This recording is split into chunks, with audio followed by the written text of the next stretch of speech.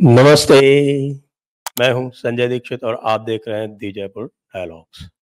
सबसे पहले इस चैनल को सब्सक्राइब करके बेल आइकॉन दबा लें और फिर आगे बढ़ें। वीडियो को शेयर करें, लाइक करें और चैनल को आर्थिक योगदान भी करें। बात करते हैं एक बार फिर से सुप्रीम कोर्ट की और इस बार एक नया हम कह सकते हैं कॉन्फ्रंटेशन और वो है एसओपी को लेके। एसओपी क्या है? स्टैंडर्ड्स ऑफ प्रोटोकॉल कहते हैं उसको, या फिर हम उसको स्टैंडर्ड ऑपरेटिंग प्रोसीजर भी कह सकते हैं। वैसे यहाँ पर स्टैंडर्ड्स ऑफ प्रोटोकॉल ही यहाँ पर लागू होगा। क्यों? क्योंकि सरकार ने एक प्रपोजल दिया था, एक सुझाव दिया था सुप्रीम कोर्ट को कि उनके जो अधिकारी हैं उनको बात बात पर हाई कोर्ट और सुप्रीम कोर्ट तलब कर लेते हैं और उनके द्वारा दिए गए आदेशों की पालना कराने के लिए, आदेशों की पालना कराने के अतिरिक्त वहां बुलाकर उनको अपमानित करने के लिए। जी हाँ, और यह बात सही भी है। ये इसलिए भी है सही क्योंकि मैंने इसको कई बार स्वयं भुगता है। जी हाँ, एक आपको बड़ा अच्छा किस्सा सुनाता हूँ। जहाँ पर हमारा राजस्थान हाई कोर्ट जो था, उसने ऐसी जिद की एक आदेश की पालना करवाने के लिए जिसकी पालना नहीं हो सकती थी। लेकिन जज साहब को पता नहीं क्या सूझी कि उनको तो इसकी पालना करवानी ही थी। अब यदि आपको पालना करवानी है तो उसके कई तरीके हैं भई, आप आदेश दे दीजिए। या आदेश यदि आपका हमारे सर माथे पर नहीं है तो हम उसकी अपील करेंगे। अब उसकी अपील भी कर दें तो भी कहे कि नहीं, अपील में अगर स्टे नहीं है तो आप इसकी पालना कीजिए, हम कुछ नहीं, हम आपके कंटेम्प्ट करेंगे, हम आपको जेल भेजेंगे। और जेल भेजेंगे तो भेजेंगे भाई, बुला के जलील और करेंगे साथ में। तो एक ऐसा शानदार आदेश पारित किया है एक कोर्ट ने। एक हमारा एम्प्लॉयी था, उसने पहले वीआरएस के लिए अप्लाई कर दिया। अप्लाई करने के बाद वीआरएस लेके उसने चुनाव लड़ दिया और चुनाव लड़ने के बाद वो चुनाव में बुरी तरह से हार गया। चुनाव में हारने के बाद उसने हाई कोर्ट में एक रिट दायर कर दी कि उसको नौकरी में वापस लिया जाए। अब इस नौकरी में वापस लेने का निश्चित रूप से नियमों के अंतर्गत तो हो नहीं सकता। एक तो आप वीआरएस आपका सैंक्शन हो गया, आप रिटायरमेंट ले लिए, रिटायरमेंट लेने के बाद आप चुनाव भी लड़ दिए, अब कह रहे हैं आपको नौकरी में वापस लिया जाए। तो कोर्ट ने उसको भेज दिया कहाँ? समझौते में, यानी मीडिएशन सेंटर में भेज दिया और पहले उसको लोक अदालत में लगा दिया। और लोक अदालत से आदेश हो गया कि इसको नौकरी में वापस लिया जाए। कैसे हो गया? कि वो लोक अदालत में जो भी वकील साहब उस दिन उपस्थित हुए थे डिपार्टमेंट की तरफ से, उन्होंने अपनी सहमति दे दी,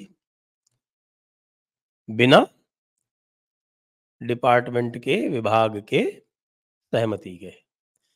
और उसके बाद फिर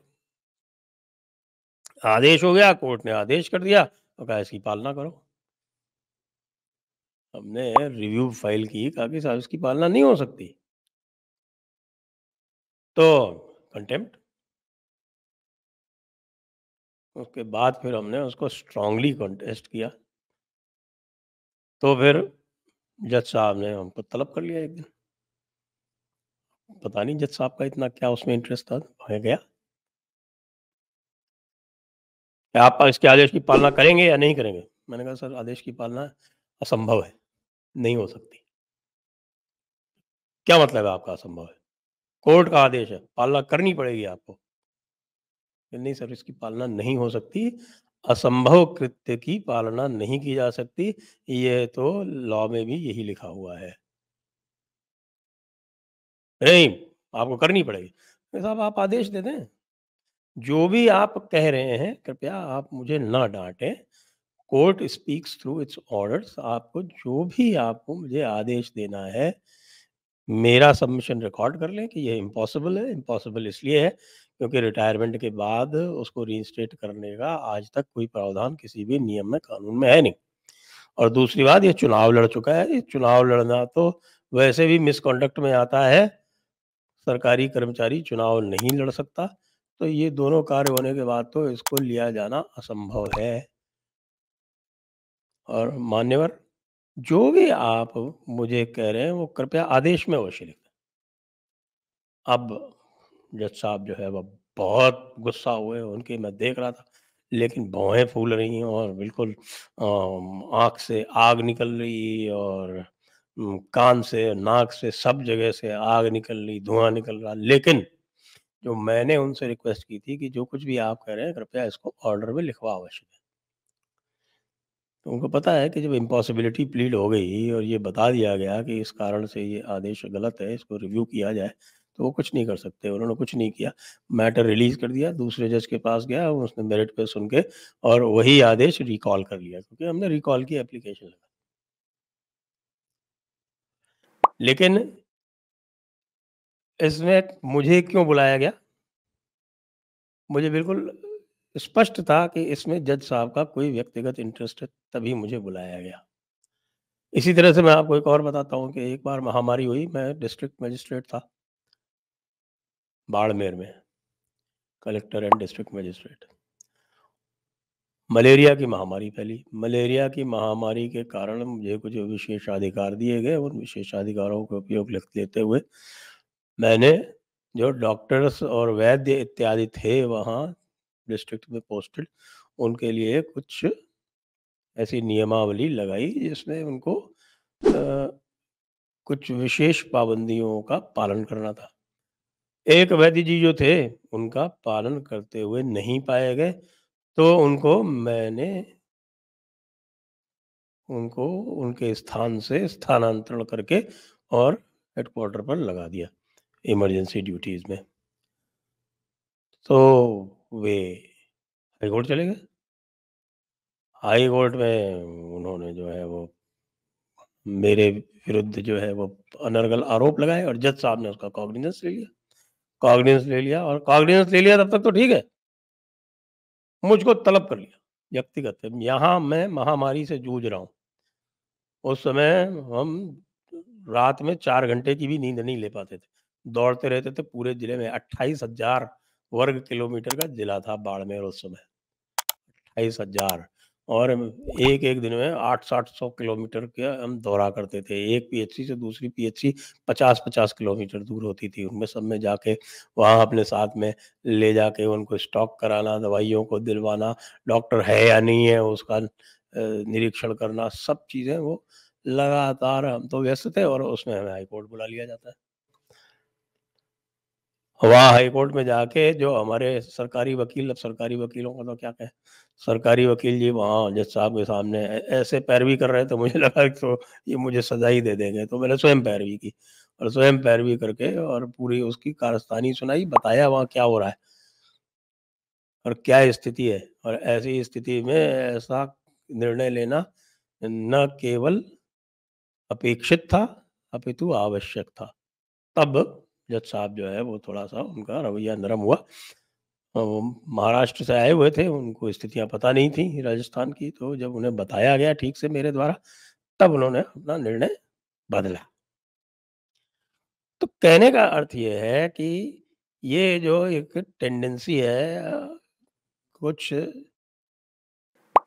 न्यायाधीश महोदयों की कि वो अपनी तलवारबाज़ी करते हैं। एक कोचर साहब हुआ करते थे जज, जस्टिस कोचर यहाँ ज जयपुर बैठते थे वो, जयपुर बेंच में, राजस्थान हाई कोर्ट की। उनका तो बिल्कुल एक प्रकार से रवैया था, डेली 2-4 को बुलाना और उनको धमकी देना कि आप अपना टूथपेस्ट और ब्रश लेके आए हो कि नहीं लेके आए हो? मैं आपको सीधे यहाँ से जेल भेज सकता हूँ। एक को भी नहीं पाए, ना कभी भेजा, क्योंकि इस तरह की बात जो है वो कहने की होती, लेकिन बुला के अपमानित करना। तो सुप्रीम कोर्ट के सामने कहा गया कि भई इसमें एक आप गाइडलाइन जारी कीजिए सभी के लिए बाध्यकारी, कि भई किसी भी सरकारी अधिकारी को कब बुलाना है, कैसे बुलाना है, कंटेम्प्ट जो है, जो स्वयं यदि किसी जज ने कंटेम्प्ट के लिए लगाया है, तो वो जज स्वयं नहीं सुनेगा। ये है उसमें एक बाध्यकारी एक गाइडलाइन दी जाए। दूसरे यदि कोई आदेश की पालना करना असंभव हो तो वो भी देखा जाए। यदि किसी मैटर में आपने आदेश किया है और वो पेंडिंग अपील है तो उसका भी उसमें ध्यान रखना, ये भी एक गाइडलाइन आवश्यक जारी की जाए। तो सीजेआई साहब तो कुछ तो इसमें मिडिल पाथ निकाला उन्होंने। मैं ये नहीं कहूँगा कि उन्होंने इसको पूरी तरह से रिजेक्ट कर दिया, लेकिन उन्होंने ये कहा कि साहब आप क्या जुडिशियल रिव्यू में इंटरफियर करना चाहते हैं? तो भाई जो हमारे सॉलिसिटर जनरल हैं, उन्होंने बड़े तरीके से उनको समझाया कि नहीं साहब इंटरफेयर करने का नहीं है, लेकिन ये अलग-अलग हाई कोर्ट के जजेस विशेष रूप से अलग-अलग तरह से इसका दुरुपयोग सा करते हैं, तो इस पे ये कर दिया जाए, 2-3 चीज़ें अवश्य की जाए, पेंडिंग अपील ना किया जाए। फिर दूसरी बात ये है कि आप कंटेम्प्ट जारी करते हैं अधिकारी के विरुद्ध। अब अधिकारी के हाथ में सब कुछ होता नहीं है। मैं फिर से यही किस्सा सुनाता हूँ कि जब एक डिपार्टमेंट में मैं था तो आदेश आ गया कि साहब इस आदेश की पालना की जाए। किसी को कोई एरियर्स देने थे। अब एरियर्स देने हैं किसी के तो वो उसका बजट होता नहीं है। बजट के लिए आपको लिखना पड़ता है फाइनेंस को। फाइनेंस बजट देता नहीं है। फाइनेंस लेके बैठा रहता है और ऊपर से हमारे जो फाइनेंस सेक्रेटरी ने उन्होंने आदेश करवा दिया माननीय मुख्यमंत्री महोदय से कि किसी को भी फाइनेंस डिपार्टमेंट को कोई भी पार्टी ना बनाए। तो भाई देरी हमारे पार्ट पे तो है नहीं। जो रेफरल डिपार्टमेंट हैं उनसे अनुमति लेनी पड़ती है। 3 रेफरल डिपार्टमेंट होते हैं। एक फाइनेंस होता है, एक पर्सनल होता है और एक होता है लॉ डिपार्टमेंट। अब तीनों में से कोई ना कोई जो है वो डिले करता है और आती सर पर किसके है? विभाग के। फिर मंत्री का अनुमोदन चाहिए। आप कोई भी निर्णय अपने स्तर पर इस प्रकार का नहीं कर सकते। आपको मंत्री से निर्णय कराना है। कई विषयों में तो आपको विशेष छूट लेनी है, उसके लिए मंत्रिमंडल के पास जाना पड़ेगा, कैबिनेट के पास जाना पड़ेगा। इस सब में समय लगता है, लेकिन जज साहबान कुछ सुनने के लिए तैयार नहीं होते हैं। तो यही बातें जो हैं उनके सामने रखी गई और आपको ये बताते हुए जो मुझे हर्ष हो रहा है कि इसमें जो है एक मिडल पाथ सा निकल आया है और बहुत दिनों बाद हमने देखा है कि सुप्रीम कोर्ट सरकार की बात को आंशिक रूप से मान गया है। तो लगते हैं कि ये एक सद्भावनापूर्ण एक निर्णय इस पर होने वाला है और इस पर निर्णय कुछ गाइडलाइंस जो हैं वो माननीय चीफ जस्टिस ऑफ इंडिया जो हैं वो दे देंगे।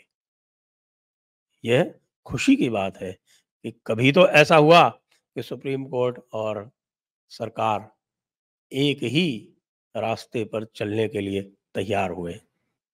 जय हिंद, जय भारत, वंदे मातरम।